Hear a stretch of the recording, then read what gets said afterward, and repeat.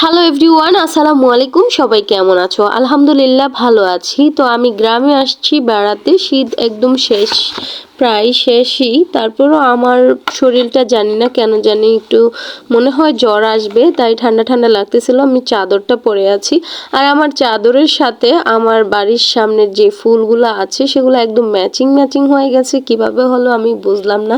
যাই হোক, প্রকৃতিও আমাকে দেখলে হাসে, এটা দেখলেই বোঝা যায়। আচ্ছা, এই ফুলগুলোর নাম কি তোমরা বলতে পারবা? যদি জানো তাহলে আমাকে বলো। দেখো, আমাদের বাড়ির মানে ঘরের সামনে সুন্দর সুন্দর টব লাগানো আছে। এই টবের মধ্যে খুব সুন্দর ফুল আছে। আর এই দেখো, এই ফুলটার নাম কি আমি জানি না, মনে হচ্ছে সূর্যমুখী ফুলের মতো। আচ্ছা, সূর্যটা আমার মুখের মধ্যে, দেখো আলোটা ঝিলিমিলি করতেছে। এই ফুলটার নাম কি তোমরা আমাকে বলবা, হ্যাঁ। আর এই যে সুন্দর আমার চাদরের কালারের ফুলটা দাঁড়িয়ে আছে আমার সামনে, এটা কি টগর ফুল না কি ফুল আমি আসলে জানি না। তোমাদের যদি জানা থাকে তাহলে এই ফুলের নামটা প্লিজ আমার কমেন্ট বক্সে তোমরা জানাবা, হ্যাঁ। আর ফুলগুলা একদম সত্যি আমার মতো, আমাকে দেখে ওরা হাসি দিয়ে উঠেছে। ভীষণ মিষ্টি, খুবই ভালো লাগলো আমার, অনেক আনন্দ পেলাম।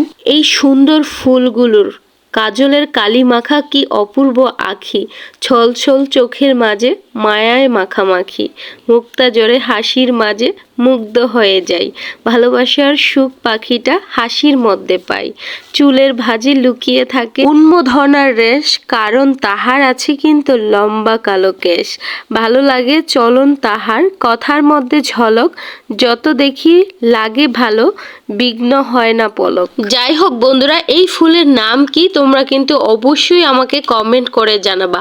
আর যারা কষ্ট করে আমার এই সুন্দর ব্লগটা দেখতেছো, সবাই প্লিজ আমার পেজটাকে ফলো দিয়ে ভিডিওতে লাইক দিয়ে ভিডিওটা সবার কাছে ছড়িয়ে দিবা। সবাই ভালো থাকবা, আমার জন্য দোয়া করবা।